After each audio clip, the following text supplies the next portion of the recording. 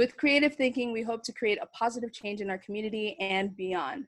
So with that, we aim for this to be an ongoing format, but we do want to note this was created in response to the Black Lives Matter movement. So these first 4 sessions are going to be focused on issues within the Black American community.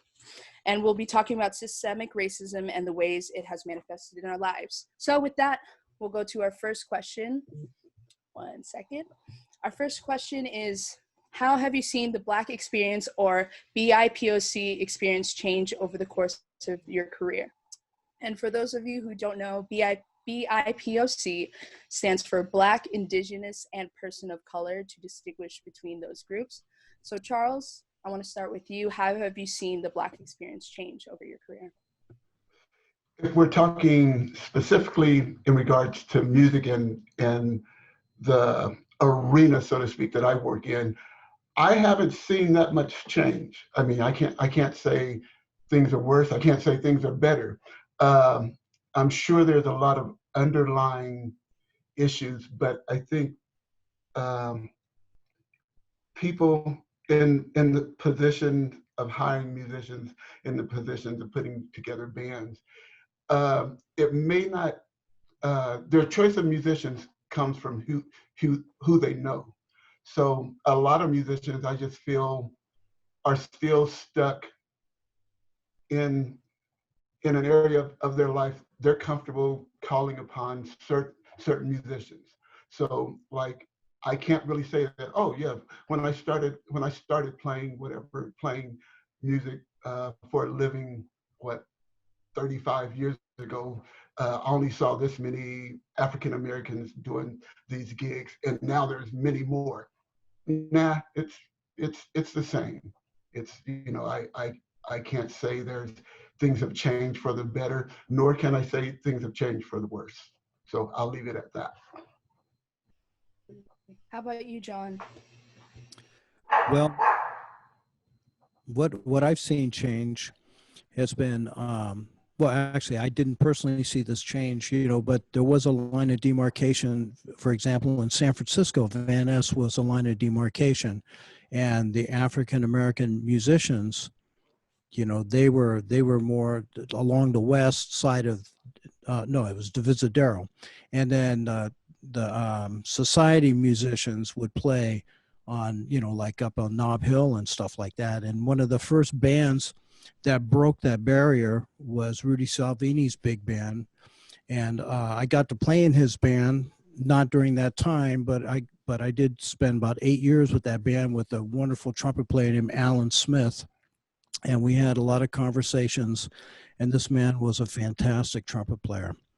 And I think that some of the barriers have broken down, but then again, you know, the things go in circles sometimes, you know, like right now it's kind of crazy, you know, it's like, I don't know, you know, and as far as the thing about being comfortable, you know, I mean, sometimes we have to get out of that comfort zone, right? I mean, yeah, we got to sure, get out of it. for sure. Yeah. Yeah, absolutely. Melissa, I see. I'd say that for sure things have not changed enough. I feel like the wheels are turning, but I'm a little bit kind of skeptical, I guess, in a sense, because I feel like we've seen this in the past, you know, with the civil rights movement and everything. And it just seems like everything kind of goes back in a really strange way. And I really hope that, you know, that this time, you know, this next generation really does, you know, make a greater change, and that we stick to it. But, you know, as far as, you know, in the jazz and in the music realm in general, I feel like artists of color, you know, they don't get the same opportunities to start off. I think, you know, we're starting way behind, you know, white artists per se. You know, like, for example, I would say like in country music, Black artists have yet to break through.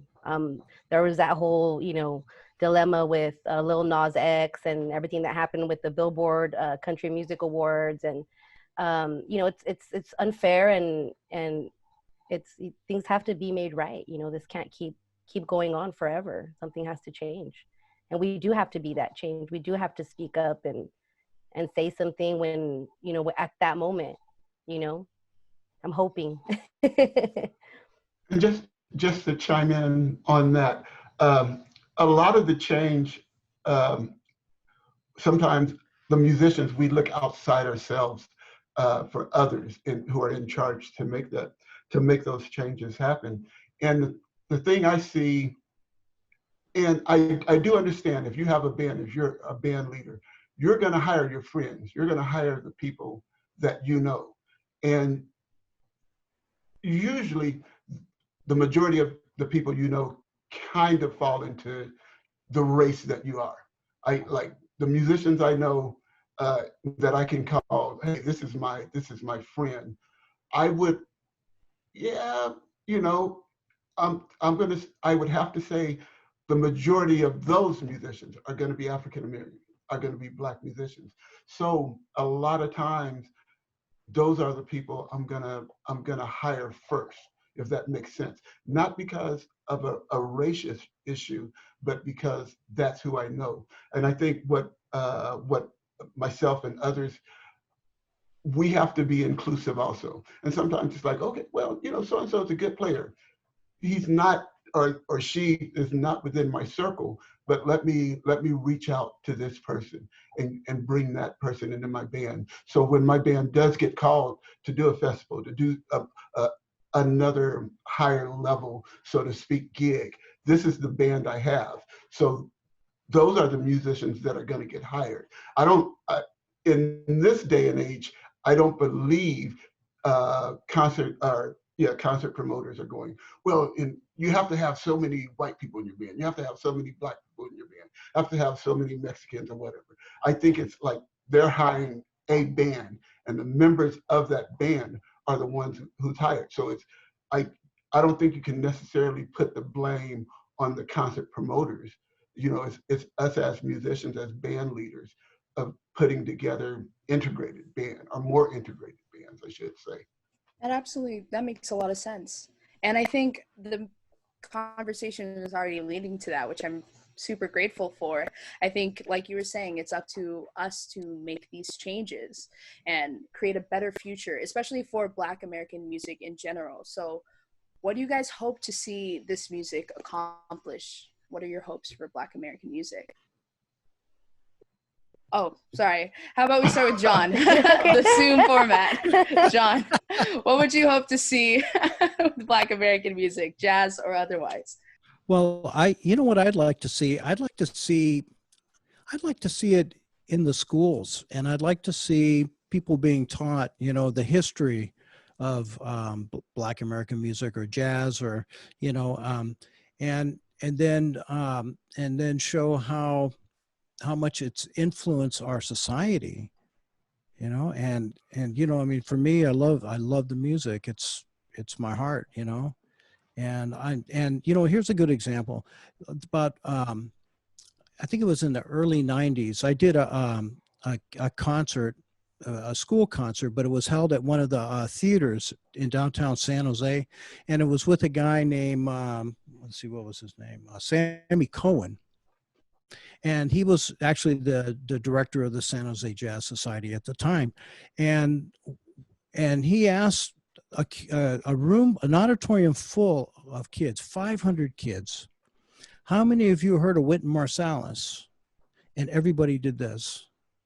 And then he rattled off a bunch of other names. And it was like all the kids knew who these people were, because the teachers, you know, introduced the music to them ahead of time, and they liked the music, and when we played, they liked that too, you know. And what I'd like to see is, I'd like to see the opportunity for more bands to go into the education scene and play for people and share their experiences, kind of like what's happening here, you know. I mean, if you want to create a future audience, then you have to introduce music to them when they're younger, so that they understand, you know, later on what they're listening to. And I don't know, I hope to see more music education do some of the work you know, that more than it's doing now. I'd like to see more. And then find ways of when the kids that go through school, they finish college or whatever, they have opportunities to become artists, to present their works, you know, and whether it's federally funded or whatever, you know, I just would love to see more people get a chance, you know, to really understand, live, and cherish the music. Absolutely. Melissa, I know you're an instructor at the Mexican Heritage Plaza. Yeah. Do you have any thoughts on that, especially responding to more education or any other hopes? Oh, yes, absolutely. More education, I'm not sure. I mean, most schools get funded depending on where they live and the taxes that can come into those areas. And that's how, which is kind of like a level of segregation that the mortgage lending companies imposed on people of color. That in turn kind of, well, not kind of, it, you know, it divided, you know, white class and, you know, white people and, you know, people of color.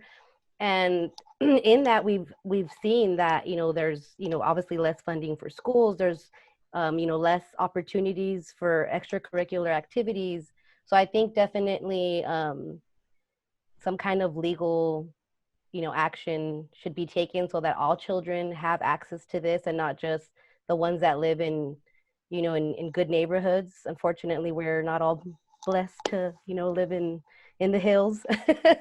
But, you know, but the other thing I think, aside from education, just in general, you know, we need to do a better job of listening, of creating a space of appreciation and respect, of fairness and equality, and, you know, just awakening also and being aware that our, you know, artists of color, you know, they get less marketing dollars. They get less access to media coverage. They get less financing, less funding for videos. You know, the opportunities are not. So I think, you know, if you're you know, a white artist, you know, realize that your platform matters and you can help, you know, your fellow sisters, you know, in this fight, you know, of color. But that's kind of my insight on everything. No, absolutely. Charles? And yeah, definitely agree with both what Melissa and John have said so far. And to piggyback off of John's answer, when it comes to education, definitely, like, you know, I'm 55, and when I was in school, there was music. Music was just part of it. There was a band. There was a jazz band.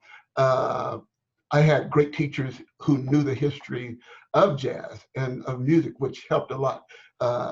Not to talk bad about anybody teaching music, but I've definitely been in some situations where the teachers, they don't understand the history or the importance of Black music, you know, of Duke Ellington, of Charlie Parker, John Coltrane, you know, Thelonious Monk. Even if we can come forward and say, let's say James Brown, let's say still coming forward, let's say Earth, Wind, and Fire. There are historic Black musicians and bands through the years that aren't given the same reverence as, let's say, the Rolling Stones, which again, I'm not taking anything away from the Rolling Stones, great group, but a lot of times teachers and some of the musicians that are out there with, you know, again, with a large fan base, they're teaching from their experience of what they know. So I was lucky enough to be around a group of musicians and teachers who taught me the importance of those other musicians. And I'm talking about from jazz through funk, through, you know, Little Richard, through rock and roll, whatever.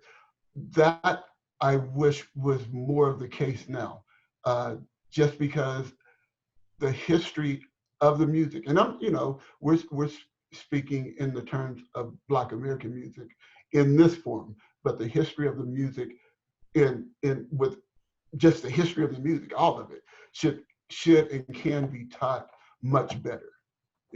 That's my take on that. Absolutely. So I hear a lot about the ways we can have better Black American music incorporated into education, and not just higher education, K through 12 as well. But what are other ways that organizations and presenters can ensure greater diversity in programming specifically? So I definitely agree with the importance of having the education aspect, but I think John, earlier you spoke a little, or actually Charles, you were speaking, it's not necessarily all on the presenters to bring in a band that's diverse, but are there ways that they can make those changes? There are. I mean, presenting music, and we're not just, I'm not just talking about jazz, but presenting music as an art form is a very important, I don't know the word I'm looking for, but an important thing to do. I mean, kids, adults, everybody, you need to experience music. I mean, it just enriches your life so much. But that you just don't see. When I was coming up there, again, and I'm sure John has better stories than I. I'm not saying you're older than I am. I am. but that? you see that I have a hat on, bro. but getting back, coming up, there were venues and stuff that did present a lot of music to present it to the masses. You don't see that as much anymore. And okay, this restaurant has music, this bar has music. In most of those, I'd say 80 to 90% of those situations, we're relegated to background music. We're not put in there to present the music in a fashion that that would benefit the musicians performing the music or the listeners listening to the music. We're just dressing. We're just, we have jazz in here, and they throw us in some corner, and we play soft, and we play standards, and we keep it to a certain format.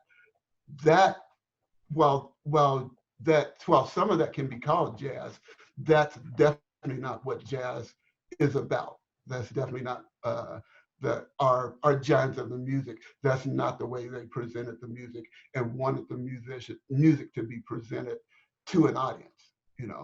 So if any of that makes sense, yeah. Yeah, no, absolutely.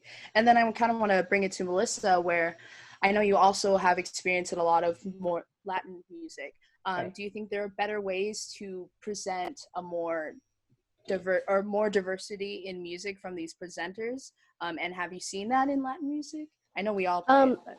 Yeah, absolutely. I mean, for example, like even at my job, right, the Mexican Heritage Plaza, you would think, oh, mariachi music, there's like European influence to that, and that's probably all most people would think. But in reality, a lot of the music that is played by mariachi, musicians, is mixed with African rhythms. They're all constantly playing against each other, and I think just always educating. That's one of the things I do with my students is I do discuss that, with them and give them that history of, being Afro-Mexicanos, because we're out there, man. And but also I think just in general, just creating equal representation all across the board, I think is, the most important thing. In general, if we do want to see any kind of changes in the arts organizations and whatnot. And then just having more support for being different. I feel like so often, whether you're doing Latin music or jazz music or whatnot, like you get placed into this kind of box, and it would be great for all of us to kind of just keep an open mind, about all styles of music.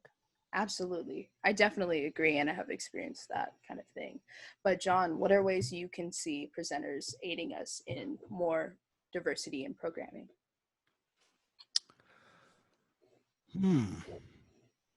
Well, they're kind of stuck in a lot of times. I think San Jose Jazz does a pretty good job of it. Yeah. Actually, I mean, you go to San Jose Jazz Festival or the Summerfest, you see Lettucey, you see Pete Escovedo, you see a lot of people, and people of color, and you see salsa bands, you see big bands, you see a variety, and I think it, I don't know. I think, the part of the problem with living in the Bay Area is the traffic. And I'm not going to make that as an excuse. But man, it's like if you want to, like, let's say I get a gig in downtown San Francisco, I got to leave Palo Alto, and like it's a 7 o'clock gig. I got to leave at 4:30, 4:45, and it's like there's too many people here. I know that's a little bit off the grid, but the thing is like, it's not easy to get around the Bay Area. I'm not making an excuse, but it's the truth. I mean, and there's a lot of people. I mean, that can't do it. Yeah. They can't. I mean, when you're making a living as a musician, which I have, and as a music educator, it's really tough. Now you give up a lot to go and feed your soul and to bring good music to people, but I really think that, the economics really play a part in how much music actually gets presented, and if there was a way to create more opportunities for people, and it was easier to get around, I mean, that's, I mean, that would be a win-win right there. I don't know. Absolutely. So yeah, But also, definitely. Oh, go ahead. no, it's good. Again, adding to what John was saying, the traffic in the Bay Area. I live in Las Vegas now. I spent 15 years in the Bay Area and still get back there quite often to perform. But yeah, when I go back to perform, I'm like, this is crazy. The amount, the traffic thing. That's just unworldly. But with that being said, the problem is there's so few places that present jazz or present creative music. Let me put it that way. So you have to get to those 3-4 places. You have to do a bit of driving instead of there being like, oh, there's 15 places in San Jose. There's a place around the corner that has jazz on Sunday and Monday. You have Latin music on. That's a thing. So now, going back to the presenters, there's venues that have basically decided creative music is a money-losing endeavor, so they don't do it. So you don't have the venues. So you don't have, oh, this place I could go check out jazz tomorrow night because this place is up the street. It's more like, oh, I'm in Oakland. Oakland, one of my favorite groups is playing in San Jose tonight. Do I want to make that drive? Absolutely. That's real. So yeah. So definitely having more space to hold more variety in music and even jazz itself is definitely important. And having more venues, definitely Yes. more venues. And some of it, I understand, money makes the world go round, but so does art. So, Yes. there has to be that, Absolutely. there has to be that thing of coming together and saying, okay, yeah, I'm gonna, I can't afford to do this 7 nights a week, but, 2 or 3 of these nights, I want to, present this music. So. Definitely. Absolutely. Well, I want to switch gears a little bit to more of a personal question because we have a panel of all people of color. If you're comfortable sharing your race, that would be great. If not, that's all right. But I'm Black and half Filipino, and I've definitely experienced times where I had to make decisions based on my race for certain gigs. So can any of you, I guess starting with Melissa, can you recall a time when you became aware of race or racial inequality personally or artistically while you were performing music? Oh, yes, absolutely. It was kind of at the beginning of, the very beginning of my academic career, like in middle school. because I've been in school for a long time. But yeah, I'm like, for example, you know, not even being allowed to audition during choir for like a quartet. Only the white girls pretty much got to audition. I mean, I didn't even get a chance to try. And then there was other experiences that have happened also, but I think one of them that really kind of stands out to me was in college. At one point, I was getting ready to audition for a scholarship during my opera training, and these two, you know, white girls came up to me and they started singing like "Beady Beady Bum Bum" to me, like right before, and I was like, oh my god, like, you know, how rude, like I would never do that to someone, you know. But yeah, no, definitely, I mean, I've definitely encountered it in many different, you know, scenarios, and always uncomfortable and enraging and belittling all at the same time, you know, and confusing. Definitely. Well, I know, John, you play in an Asian American big band. Would you like to share an experience that you have had with this, either positive or negative, something that made you aware of? Well, you know, one thing that's positive is I've had the opportunity to play with a lot of different bands, you know, and back up a lot of different bands. And you know, I was always hired because, you know, I mean, I can read, I could, you know, and play and stuff, you know, and not saying that I'm great. I just had the skills to be able to, you know, go and do shows and different things.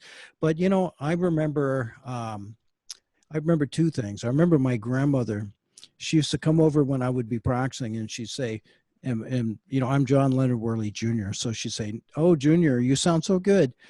You know, I'm going to call and write. I'm going to write a letter to Mr. Lawrence Welk about getting you on that job so you can get a job playing your trumpet." You know, and I just kind of looked at her, and I didn't say anything, but you know, I was like, going, I ain't doing that.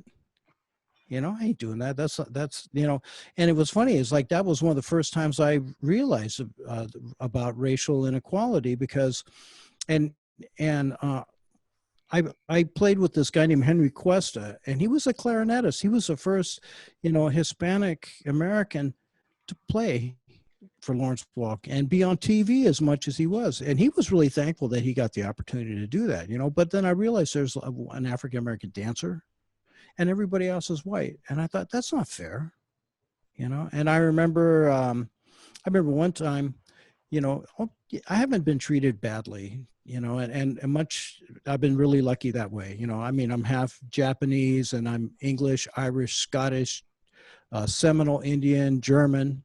And I remember playing in Las Vegas. I don't know if you know this guy, Charles, his name is Sonny King.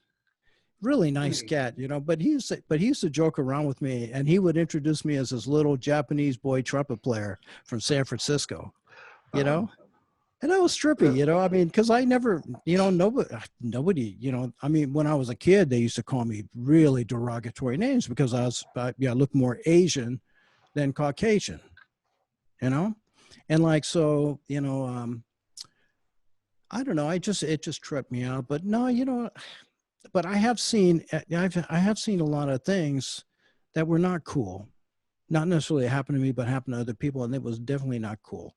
And I got to say that I don't see as much of that anymore, you know, which is, I think, a great thing, you know. Yeah, that's good. Anything to add, Charles? I'm kind of in the same boat as John. You know, like with this question, I look back over my career, and I can't really say there was a gig that I didn't get that I can 100% say was because I was Black. I'm sure that those situations have happened, but it's never been in my face like that. But with that being said, there's been gigs. I'm one of the musicians, one of the Black musicians that I get hired in a lot of different situations. So there's been quite a few times where I was the only Black musician in the band, or one of two Black musicians in the band, and the band is presenting Black music. you know, whether that be jazz, whether that be funk, whether, you know, soul music or whatever. And I'm the only African American, only Black musician in the band. And I've always looked at that as being a little bit strange. But again, I think the leader of the band hired the musicians they knew, you know, so it came from that. So I don't know. That my life, for whatever reason, I haven't had a ton of just negative racial interactions or whatever. I just haven't had a ton. There's been some for sure, but my life, especially my music life, definitely hasn't been defined by that. So. Absolutely. Well, thank you guys for sharing. Yeah, it's interesting because I feel the same way. I haven't had anything very direct like that other than non-musical situations. No. But Oh, yeah. sorry to rush this. Yeah, it's different. But to continue on the conversations, I have one more written question and then we will get to the audience Q&A. So if you have any questions, please submit it through the Q&A function on Zoom. It's at the bottom of the screen and we will be selecting a few of the questions to have the panelists answer. But last question for us, can you give us one thing that artists and musicians can do to contribute to the Black Lives Matter movement? Because we want to keep it focused on that for now. Can we start with Melissa? Yes, it has to be just one. Well, yeah, you can do a couple. Points. Okay, quick. Make it I'll quick. be fast. Yeah. I'll be quick. Use your platform, your fan base to inform, educate, and unify. Speak up when you see an injustice. Take action. If there isn't a space, create one. And then most importantly, vote and encourage others to do the same when it comes our time. Awesome. Thank you so much for that. That's great. John, can we have you added? Give credit where credit is due. You know, I mean, I'm telling you, like James Brown. How many people know about James Brown? How many people know about Earl Father Hines? Who, how many, I mean, it's education, people aren't being taught, and I think it's important,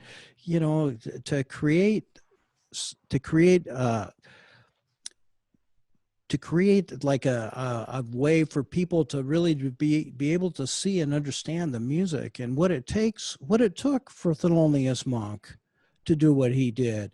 Louis Armstrong, all these people, what did they go through in their lives to bring this music? And now it's turned into this worldwide phenomenon that everybody in every country is contributing something positive and beautiful to the music, and here at home, people don't get a chance to play. I mean, that's crazy. There needs to be an opportunity for everyone to play, especially the people that created the music, in the first place. My God, I don't know. I feel kind of strongly about that, No, absolutely. I think it's important to feel strongly about it because if we don't, then why would we make the effort to change? But Charles, exactly. Yeah. Any thoughts, Charles? Agreeing with both John and Melissa. I'm glad y'all speak so fluently because I mumble a lot. But it just goes to, for me, is lead by example.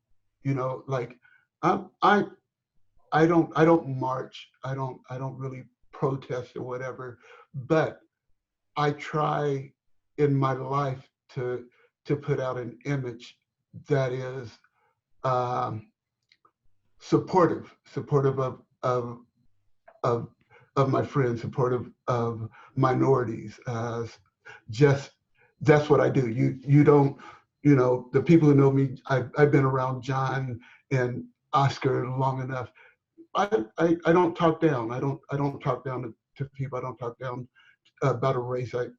So it's just lead by example. And if you have that fan base, whether they're doing that, whether it's the right thing to do or not, they look up to you.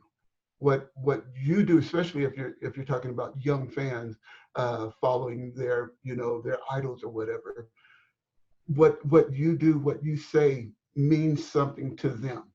So yeah, lead by example, and yeah, educate. Yeah, you know, if you're playing a concert, don't just sit there, play the notes, explain, you know, why you're playing the song, what you got from the song. You know, if you're playing, you know, if you're in concert and you're playing Strange Fruit, there's a story behind that song. So let the audience know, like educate the audience.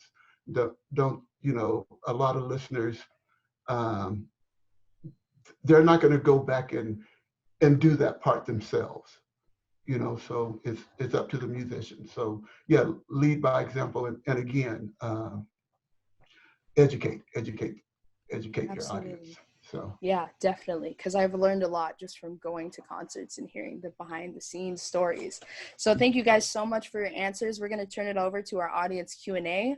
So what we're going to do for this is there was a lot of similar questions. Well, first of all, thank you guys so much for submitting questions. We really appreciate it. We were worried we weren't going to have any in here, but we got quite a few. But some of them were similar and had similar ideas. So we paraphrased a couple of them and combined them just for the sake of time. And for our panelists, I think a good way to do this in the interest of time is I'll pose the question, and if anybody feels like they have an absolute answer for it, please jump in.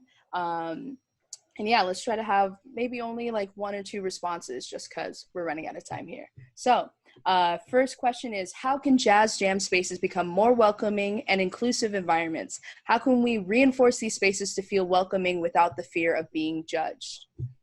Anybody? I'll definitely jump in on that, and I'll make this quick. A jam session, we have to do better at presenting the jam session. Like if I'm just going to speak from my experience. If I go to a jam, you know, maybe it is a little bit of ego, but I expect to play with musicians near my caliber, you know, of musicianship. So I think what this question kind of alludes to is a lot of times there are, or let's say amateur musicians or musicians of a certain level, and they feel excluded when they go to a jam session. And there's, you know, there's players like John there. There's, you know, there's players like Oscar is there. They don't feel like they're given that same amount of respect as those musicians. And we can all work on just being better at that. You know, just, you know, I'm part of a jam here in Vegas that happens once a month. And yeah, when amateur or lower skilled musicians come up to play, I try my best to stay up there with them and play with them instead of going, oh man, this isn't gonna be that good. I'm gonna sit out. I think we can do a better job of just being inclusive to some of those musicians. At least that's how I look at that question. Absolutely. Yeah, I agree. And I think I want to kind of bring that to the gig sense. We have another question that is, how do you balance between bringing in a diverse group in terms of race without sacrificing the quality of music, no matter what genre? But yeah, earlier we were talking about how you call the people you know, and then eventually you kind of have your rhythm section. How can you bring more diversity without risking too much of, I haven't played with this person before? Anybody have responses? Melissa? Okay, I'm a singer, so I get whoever can come and show up sometimes, girl, because it's easy. I get it. I mean, it's hard, should I say? But no, I think let me think about this.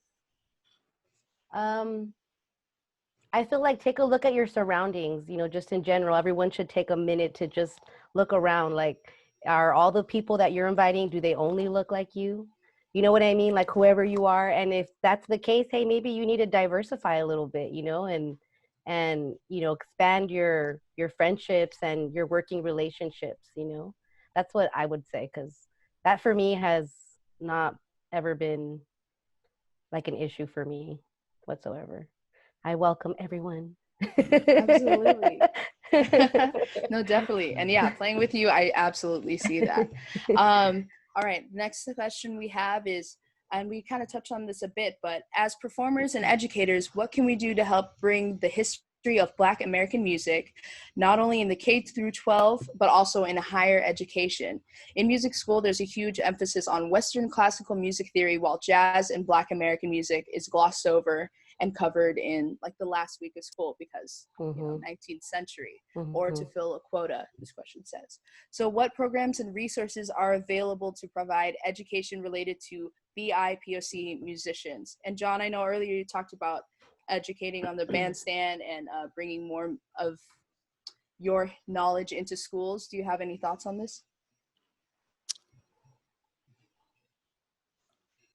It's going to take me a minute. All good. If anybody else too, feel free. Well, I think as far as the colleges, they have a certain curriculum that they present, that they've been presenting for a lot of years, but there are colleges where you can go and get a good jazz education, right? And if your heart rings, or leads you towards playing jazz, and you want to get more of an education playing jazz, then you should go to those schools and present that. I mean, it's just like if you like I don't know, Chinese food, you're not going to go to Joe's Diner, to get dim sum. You know what I'm saying? So I don't know. I think there's and for the schools that don't present an even amount of curriculum, well, maybe if more people bitched about it and said something and brought it to the table and says, this is what we want to learn. How come we're not getting that kind of education? Absolutely. So it's not only the teachers that need to say something, but it's also the students and the community. And if I can add just a little tiny bit to that, also with learning the culture and the history of the music, students, young musicians seek out older, especially jazz musicians, and foster friendships and mentorships with them. I mean, that was one of the best things I did growing up in Colorado. If somebody of note, if a famous jazz musician came through, we were going to take them out to lunch, go to a concert, sneak backstage, talk to them. That was part of the education right there. So that's, not just on the teachers, but students, instead of sticking with your peer group, go outside of those and, go hang with John. Hey, John, what are some stories you can tell me? What do I need to do to be a better musician? That's very important. Absolutely. And actually, that's a great way to sort of transition to this end of the segment, because Backstage was meant to represent these conversations that you would have after gigs, after performances. And I haven't played a gig with John or Charles, so we haven't had that conversation, but I've had the chance to have these amazing. Oh, have we played a gig together, John? We play a little bit of jazz camp. Oh, camp. That's right. That's right. My bad. Doesn't count, but it's a little different. But yeah, I've had these. I like your singing too. Thank you so much.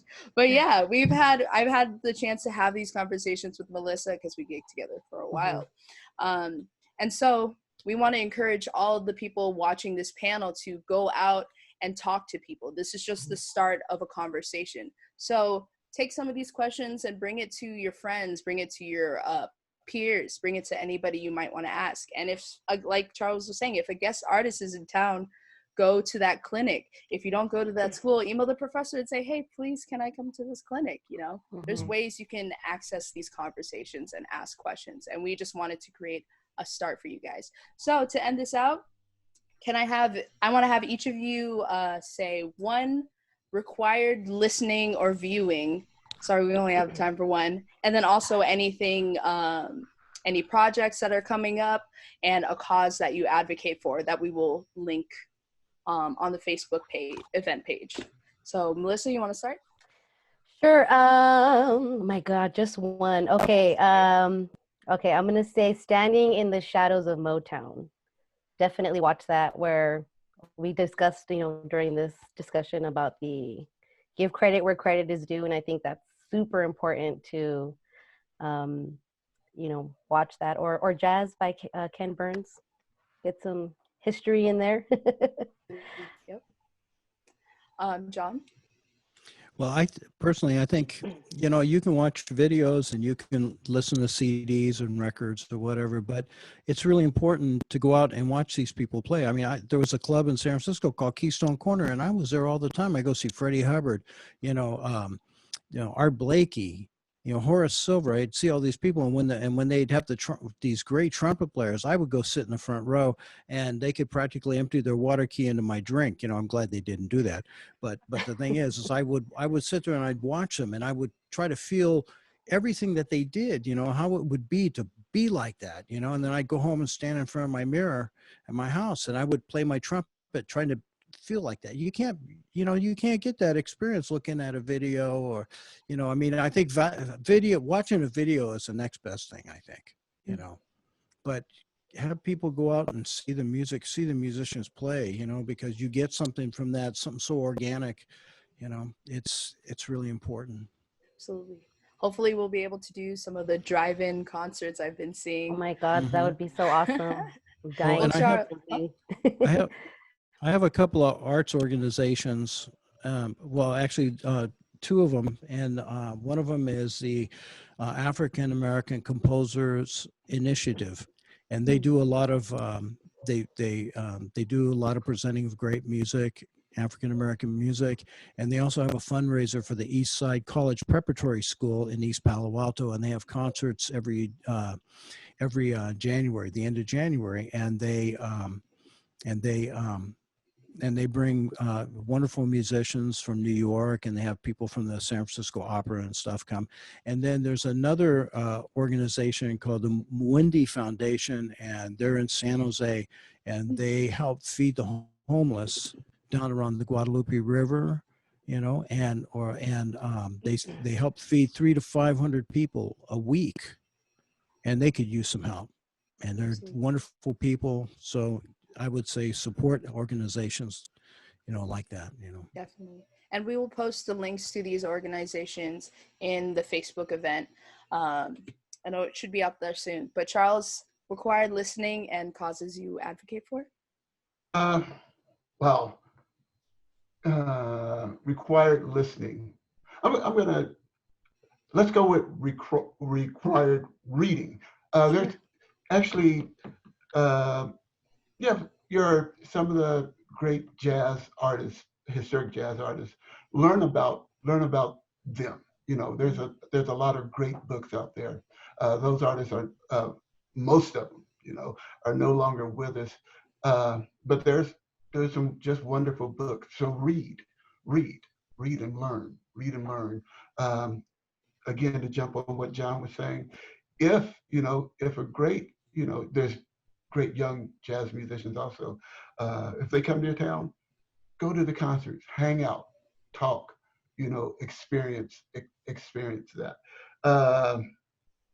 As far as organizations, nothing comes to mind. I'm just because I'm not really associated with anything.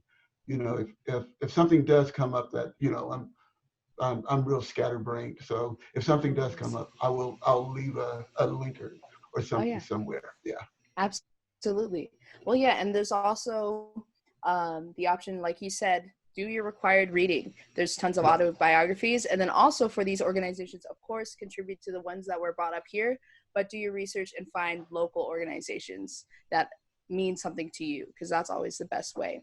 And that ends our first backstage panel discussion. Thank you guys so much for joining us. Once again, to all the viewers who are watching, thank you for being here. We really appreciate you taking the time to listen and hear voices that we are amplifying within the jazz community.